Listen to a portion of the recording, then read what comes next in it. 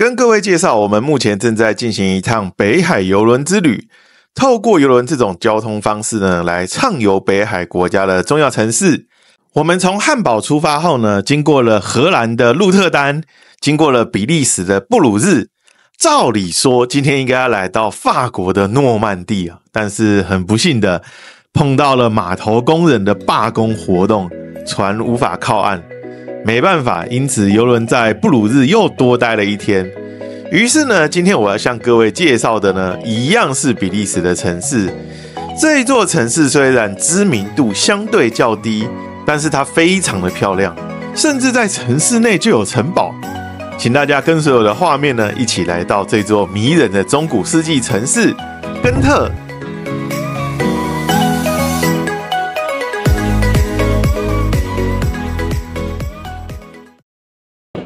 今天邮轮带我们到的其实是比利时的布鲁日，但是因为布鲁日已经有介绍过了啊，所以其实今天我想要介绍给大家的呢，并不是布鲁日，而是比利时的第3大城，叫做根特。这个城市可能大家比较陌生，但是这座城市呢是有丰富的历史遗产，而且它是一个充满活力的大学城。它结合了中世纪的传统风貌跟现代的创意文化，让它成为比利时最迷人的城市之一。那我们接下来就前往根特老城区去看看吧。按照惯例，我们先来讲有关交通的部分。由于一样是从邮轮码头出发，所以前面相关的步骤呢，跟前往布鲁日的方式完全一样。大家可以去看上一期介绍布鲁日的影片，里面说的非常的详细。那我们一样买了轻轨车票，搭上了轻轨呢，前往 Blankenberg 这一站，火车站就在这。接着我们就转搭火车前往根特的火车站，完美接驳的话，从邮轮码头到根特火车站呢，需要1个小时又15分钟左右。接着再从根特火车站搭轻轨前往根特的老城区。搭的这个轻轨呢，不用再另外买票，用我们刚刚在邮轮码头边买的那张票呢，这边一样可以使用。从根特火车站搭轻轨进到根特的老城区呢，需要20分钟左右。所以今天的交通移动时间算是非常长的，即便是精准接驳，来回也要3个小时左右。随便车子在误点一下，其实就很难处理了，所以基本不建议大家这样冲啦。但如果真的要走这个行程的话呢，时间一定要算准才行。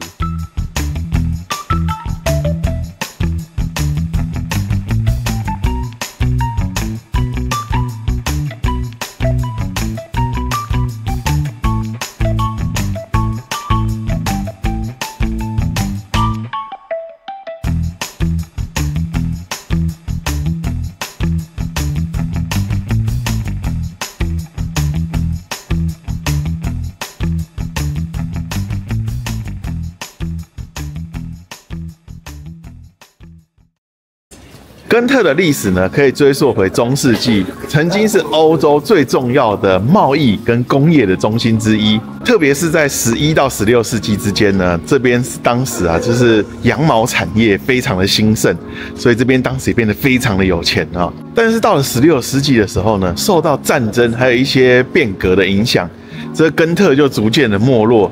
但是到后来工业革命的时候，根特又崛起。现在它仍旧是比利时非常重要的工业中心。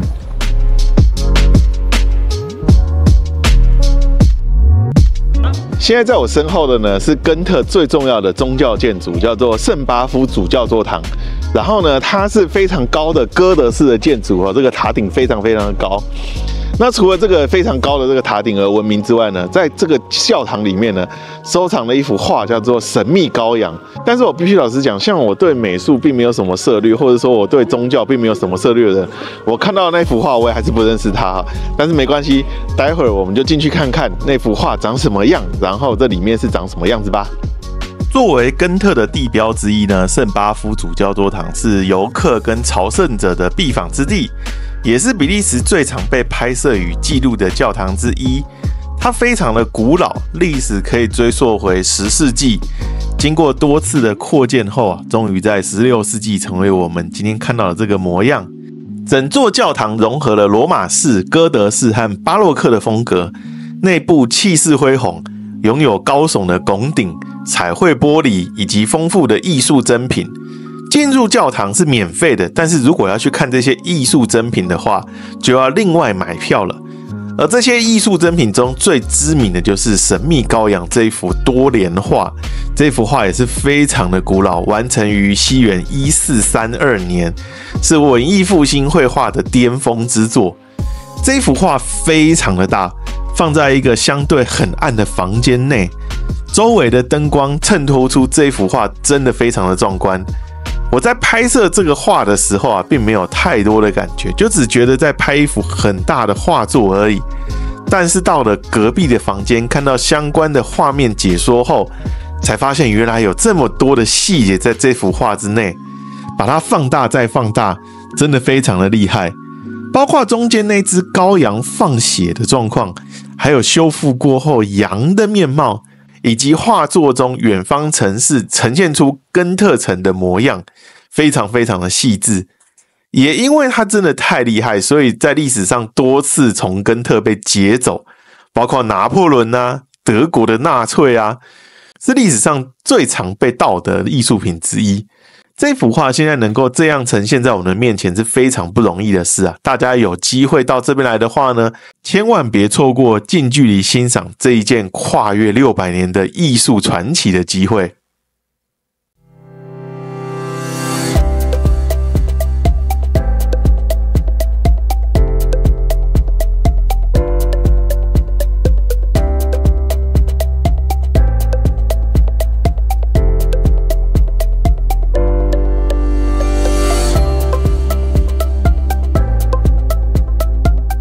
现在在我身后这个呢很高的建筑呢，是我今天要介绍的第2栋根特的重要建筑，是根特的钟楼。它兴建的时间也非常非常的早，它兴建于1313年左右。这个钟楼其实也见证了整个根特的自治啊。其实根特当时在欧洲是一个自治城市，里面也有相关的宪法、相关的法令都在这个钟楼里面。然后这个钟楼不光是有报时的功能啊，其实因为它非常的高，所以它可以瞭望的非常远，所以它同时也兼具了防御的功能。即便到了现在呢，它虽然已经不报时了，但是我们仍旧可以登上这个钟楼，去俯瞰整个根特的市景，相当的美丽，相当的漂亮。虽然从这个外观上面看不出来，但是实际上在这个钟楼里面呢，是有一尊金龙雕像的，金色的龙的雕像。然后这个金龙雕像呢，最早是来自于拜占庭帝国，也就是现在的伊斯坦堡那边。经过了辗转，那尊金龙来到了根特，后来就成为了根特的守护者。那现在这栋钟楼呢，也不是只有这栋钟楼，而是这栋钟楼连同着比利时还有法国北部的一共56座钟楼，共同被选入了世界文化遗产。那大家是知道我是最偷懒的那一种啊，要我爬楼梯爬上去，简直要我的命啊！那登高的事情呢，就交给各位了，我就在楼下拍拍照、打打卡，到此一游成功。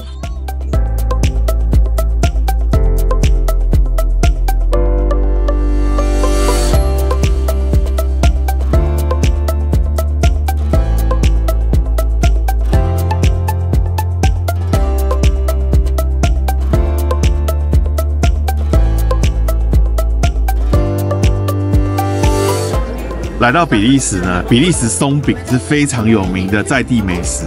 然后我们也尝试了一下，买了一块草莓的比利时松饼，上面沾满了巧克力酱，这看着就很甜啊。我可能就吃个2口吧，但是这闻的味道就非常的香。那这样一份呢，这个是全加满的，是8.5欧。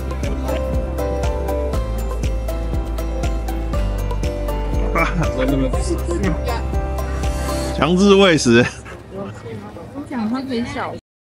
看过教堂和钟楼，也吃过在地的松饼之后呢，下一站我们要去根特的城堡。但是在走过去城堡的这个路途上呢，就非常的漂亮。我们从谷物市集出发，谷物市集是根特最热闹的地方之一。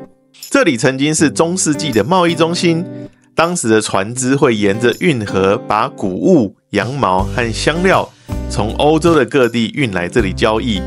现在虽然没有人在这里扛麻袋，但是水道依旧热闹，只是变成了观光船和河畔咖啡厅。运河对根特来说就像血管一样，把城市串在一起。我特别喜欢这段旅程，是因为你可以一边走路，一边看着运河上倒映的钟塔与老房子，好像整座城市都在水面上轻轻呼吸的感觉。再走没多久呢，就能够看到根特城堡的灰色石墙矗立在运河的转角啦。那是一座真正的中世纪城堡，完好的保存至今。这一整段路，整条河岸都像是一部历史电影的片场。走在这里呢，不只是旅行，更像是走进了一幅活生生的画中。现在在我身后的呢，就是根特的城堡，它是在12世纪就修筑至今，它也曾经是这附近的伯爵的城堡。它跟其他我们所曾经介绍过的城堡不一样，我们以前所曾经介绍的城堡，大部分都在山上啊，在一些外置要冲的地方，但是这个根特城堡呢，就在市中心，所以我们非常的容易能够抵达。这座城堡的名字叫做伯爵之石堡，是12世纪末所建，也是整个比利时唯一坐落于市中心的城堡。这个城堡除了防御外敌以外呢，最大的功能是用来震慑市民。因为当时的根特是个富裕又常常闹叛乱的城市哦，所以城堡有点像中世纪版本的警察局，用来管理市民的。现在进入这个城堡呢，需要收费，成人的价格是13欧，还不便宜呢。我是对里面有兴趣啦，但是由于今天行程比较赶，所以并没有进入。有机会下次再来看看吧。听说登上城堡顶端，俯瞰整个旧城区跟运河，也是非常的壮观。再来梳理一下今日的行程。我们一早呢，先从圣巴夫主教座堂这边开始，成为我们的第一站。接着呢，沿这条路呢，继续往前走，走到了根特钟楼，今天也有介绍到的根特钟楼。然后继续往前走呢，来到了谷物市集这个地方。其实这个广场其实就是谷物市集啊。然后我们在这里吃了松饼啊，就是中间有介绍到了松饼，就是在这个谷物市集这边吃的。然后过了谷物市集之后呢，继续往前走，然后走过漂亮的运河区，然后转个弯，继续往前走呢，来到了伯爵城堡，就是刚刚我跟各位介绍的伯爵城堡。这个整个行程呢，大概花了5个小时的左右，在根特的市区花了5个小时的左右，是一个完整的一日游的行程。我来的这一天，其实还在这里碰到了一位旅游专家，也就是人称行走的百科全书的哲青哥。你看这个城市虽然大家不熟，但是高手都在这了。找时间呢，一定要安排来这里走走，绝对不虚此行。好的，我们一整天的导览呢，到这边也差不多告一个段落。那来简单的给根特做一个小小的总结吧。根特呢是一个结合了历史文化与现代活力的城市。说真的，我很少在欧洲的古城，除了像布拉格那样的大城以外，我很少看到地面的这个轻轨真的是直接开到老城区里面的，完全不夸张。去老城区里面的大部分的重要景点都可以搭这个电车到达，非常非常的厉害。无论是你喜欢中世纪的建筑，或是想要逛街来 shopping， 或者是想要吃一些好吃的东西，在根特都能够满足你。如果有机会来比利时的话，千万不要错过这个充满文化的魅力之都。好啦，那我们这期影片到这边咯，希望大家喜欢，我们下一期影片见，拜拜。